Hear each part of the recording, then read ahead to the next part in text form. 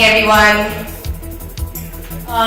So, thank you so much for having me. Can I say something now, or should I just be silent? Say something now, like you always like saying things, so you can say something now and then later as well.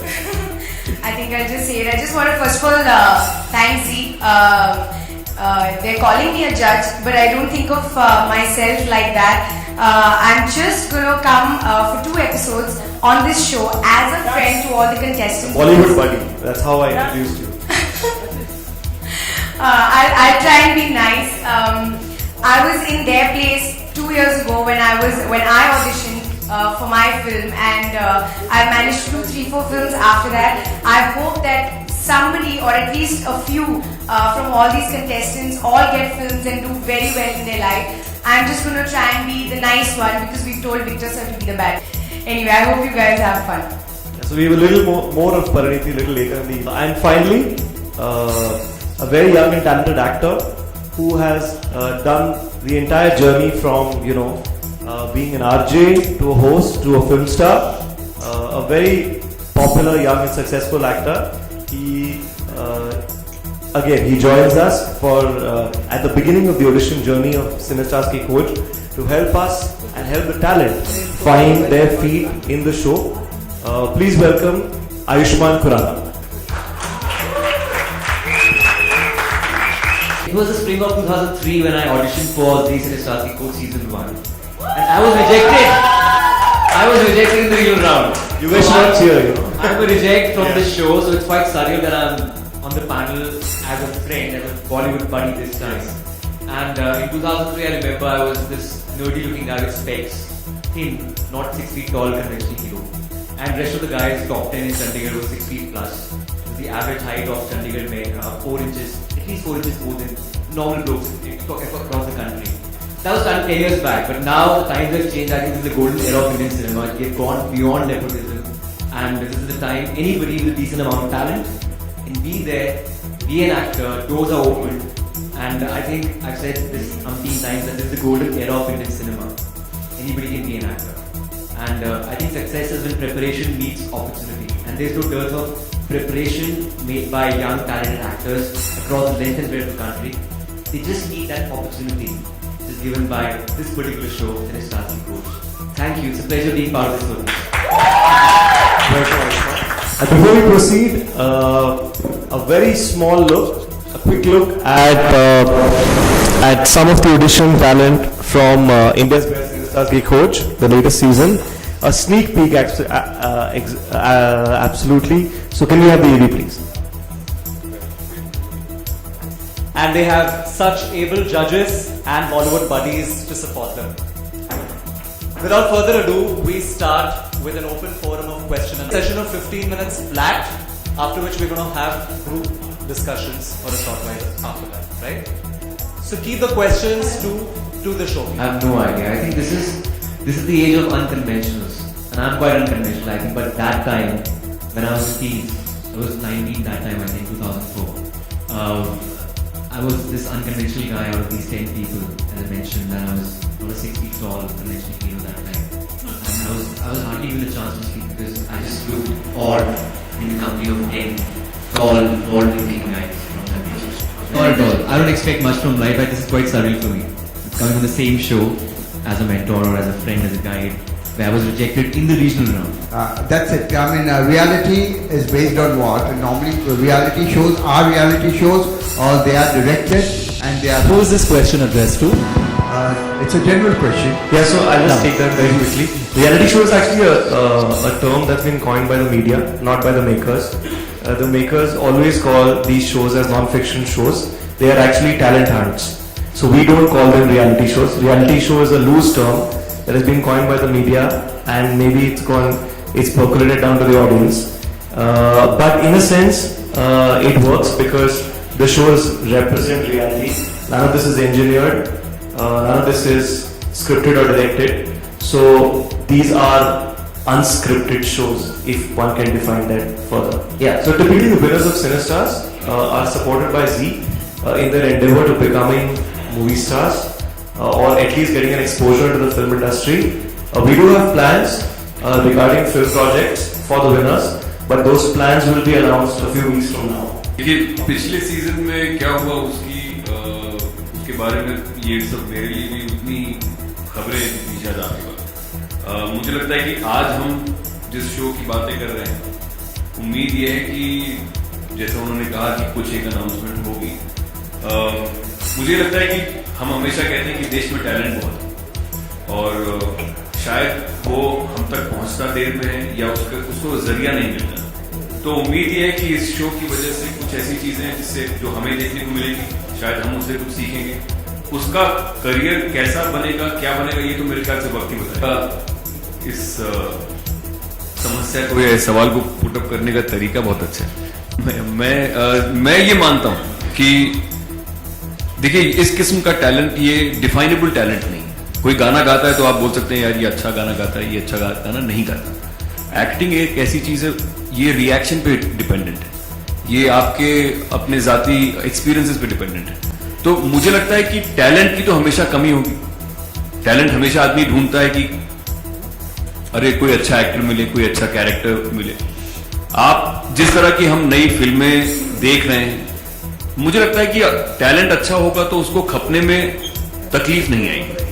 कितना वक्त लगेगा, वो कितनी क्योंकि ये math, इसकी एक गणित बनाना मुश्किल होगा। मुझे लगता है कि इस तरह की चीजें जब तक ये एक्सपेरिमेंट थोड़ा सा सफल ना हो और दुनिया के सामने एक अच्छे रूप में ना आए, तब तक हम इस सवाल का कोई कॉन्क्रीट जवाब देना आज मुश्किल है। लेकिन मुझे ऐसा लगता है कि कोई भी आदमी जिसके पास टैलेंट है और जो ऐसे प्लेटफॉर्म पे आएगा, उम्मीद है कि हम उसको पहचान पाएंगे और उम्मीद यह है कि उसको फिल्मों में, टेलीविजन में कहीं ना कहीं एक स्टार जो आप ढूंढ रहे हैं, आप स्टार एक्टर भी होता है और स्टार्स वो भी होते हैं जिनको देखने के लिए आप पहले दिन टिकट खरीद के फिल्मों में जाते हैं। तो I think we should try and find a good talent pool of actors and hopefully they will find their place. I think Dhoom will always, from this point on, Dhoom will always require an actor of a certain standing. I think even in Dhoom 2, I think Hrithik, Abhishek, I think they're very very fine actors. लेकिन जब भी हम इस किस्म की film की बात करते हैं, conventional and unconventional I think are things which also change with time. Hopefully by the time the next Dhoom comes, maybe it will be very unconventional. Who the hell knows? Motive ये है कि talent निकालना है और hopefully उन्हें सिने star बनाना है। Motive ये है और टैलेंट की कोई शक्ल या शेप नहीं होती है defined. Talent comes in many shapes and sizes, like Victor just said that what is conventional, what is unconventional can change every day. So 10 years ago, what was not acceptable to a talent show is loved and appreciated by the film industry today and the audience. Therefore, it's important to see the show from that point of view. Is that we are here to appreciate and celebrate whatever type of acting talent is available in the country right now and shape it and help give it a certain future. That's the job of the show. God. नहीं, I would not advise them that. In fact, now जब मैं अपने आप को देखती हूँ तो मुझे ऐसा लगता है यार क्या मैं बैंकिंग और फाइनेंस इतने साल करती रही, शायद मुझे फिल्म्स पढ़नी चाहिए थी। बट मैं ये भी बोलती हूँ कि एक्चुअली एक्टर बनने का कोई रूल नहीं है। आप एक डीजे हो सकते हैं और आप एक्टर बन सकते हैं, आप सिंगर हो सकते हैं, आप एक्टर बन सकते हैं, आप एक बैंकर हो सकते हैं आप। तो आई डोंट थिंक कोई रूल बुक है। और मैं तो ये एपिसोड शूट कर चुकी हूँ और मैंने देखा कि कैसे कैसे सेक्टर से लोग आ रहे थे ऑडिशन करने एंड उनसे कुछ फर्क ही नहीं पड़ा था। कोई स्कूटर मैकेनिक था, कोई स्टूडेंट था, कोई हाउसवाइफ थी जिनका अभी बच्चा हुआ है, एक तो आपने देखा रोबोटिक प्रोफेसर थे। ये सब लोग इतने तरह के सेक्टर से आए कि उनकी एक्टिंग में कोई फर्क नहीं पड़ा। तो मैं तो उनको यही कहूंगी पीआर वीआर सब छोड़ो, ऑडिशन करना शुरू करो, कभी तो चांस लग ही जाएगा। The entire batch of 2004, all the top 10 from 2004 have been absorbed in television, regional films and modeling. Because at that time, Bollywood they had not opened its doors to newer faces with the way it is doing today. So there was a very good talent pool available. They were groomed well, and a lot of the leading television actors, models, and regional film stars have actually come from the 2004 pool of Cinesta Skill Coach. So that's a question that I cannot answer because that's a question that my predecessors had to answer. But I can just tell you that we are here now, we are doing this, and let's be happy about it. I did it on the day of the episode also. मैंने उनको यही कहा था कि I mean, see, whether a contestant is good or not, I think the main decisions I was leaving to the senior judges, which is Victor sir and Sonali. I was more advising them on my personal experience कि अगर आप ऐसा set पे करो तो क्या होगा. तो my advice was actually according to whichever contestant came. But overall, I think if the contestant is good, then I would say, okay, stick to this, really make time out for this, and run after it, because that's what I did in my life. And if the judges feel that no, you do not have a future in films, then please do not leave your current jobs or घर वर छोड़ के मत आ जाना, ऐसा कुछ मत कर देना. So we were giving very real advice, is what I think. I think I'll be empathizing with the contestants completely because I've gone through the grind. I've been there, done that. Backstage में जो butterflies होती हैं, जब आप stage पे जाने वाले होते हो, दो तरह के ऑडिशंस होते हैं. एक ऑडिशन जब आप कास्टिंग डायरेक्टर के पास जाते हैं, you have to hold a placard, your name, height, right profile, left profile, straight profile, वो अलग होता है. एक स्टेज पे ऑडिशन होते हैं, वो अलग होते हैं. तो रियलिटी शो में जितने कर चुका हूं, I think I can call myself as a reality show expert. जितने ऑडिशन, जितने रियलिटी शोज में मैं जा चुका हूँ, जितना रिजेक्शन मैंने फेस किया, उतना शायद किसी ने नहीं किया हो, और मैं उनके साथ बिल्कुल एम्पथाइज कर पाऊंगा. So I think I can be their friend, their buddy, the friend, philosopher, guide, whatever, and I'll be with them. And a lot of filmy people who are very talented, probably more talented than me. I think it's difficult to generalize that, but I think it's also the opportunity. You should get the right opportunity, being at the right place at the right time, and I think this is the age where it's open to all. It's beyond nepotism. Even if you're decently talented, you have the potential to be an actor on the silver screen if you get the right opportunity. That's it. I would really like to say something, please. Sorry.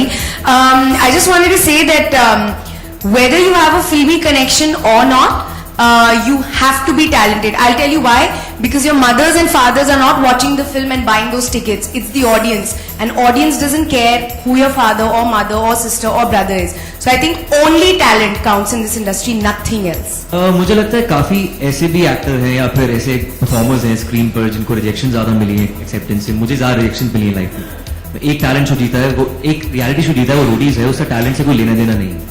In fact वो acting talent से, हाँ वैसे भी talent, हाँ performing talent से कोई लेना देना नहीं है. ऑफ कोर्स वो एडवेंचर शो है, आप या फिर अपने दोस्तों के साथ एक ग्रुप डायनेमिक्स में कैसे रिएक्ट करते हैं उसके ऊपर बेस्ड है.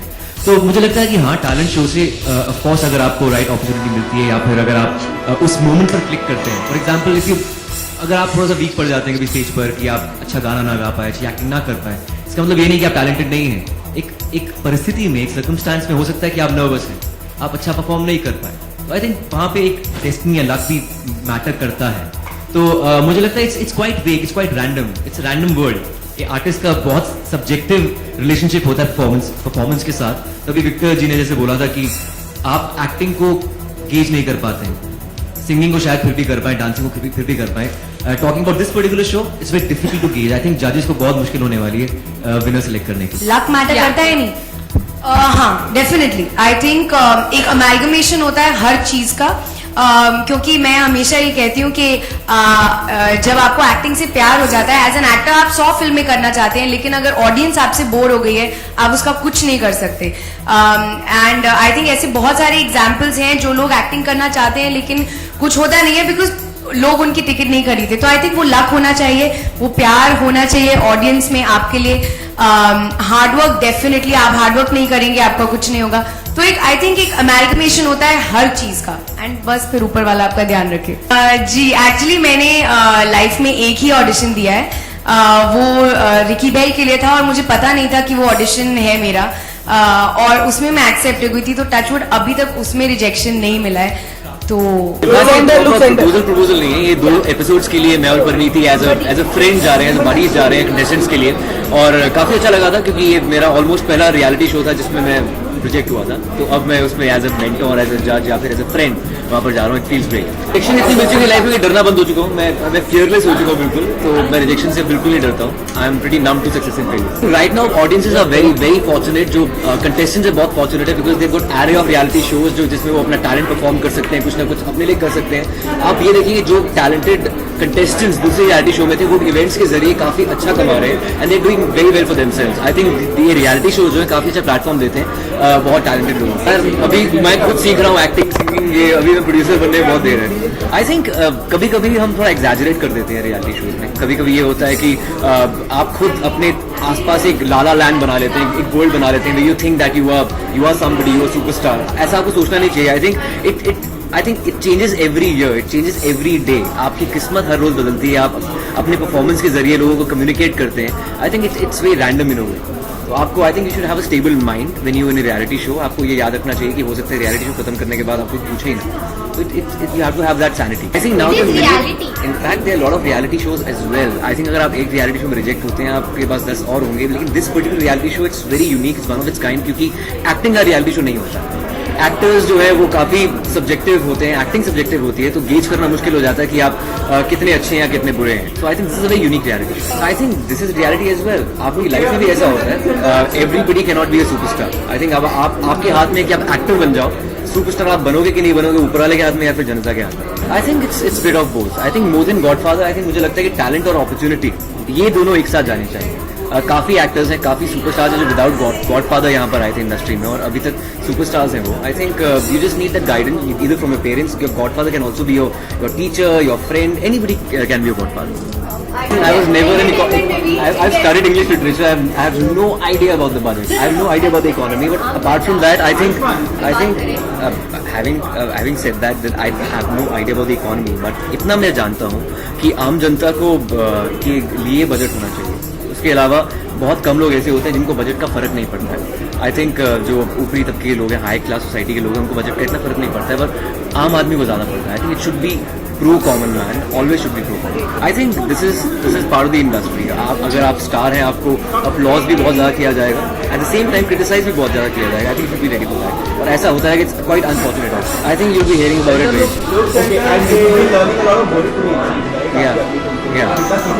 काफ़ी कुछ सीख लिए। वो आपको ऐसा कुछ खड़ी बोली है, भोजपुरी नहीं है, वेस्टर्न यूपी की बोली है, तो इट्स नॉट एग्जैक्टली भोजपुरी। वो बिहार की तरफ नहीं है। ऋषिकेश हरिद्वार में जो बोली जाती है वो वाली भाषा है। तो since I am good with Hindi, I am good with Sanskrit, so इतनी डिफिकल्टी नहीं हुई थी।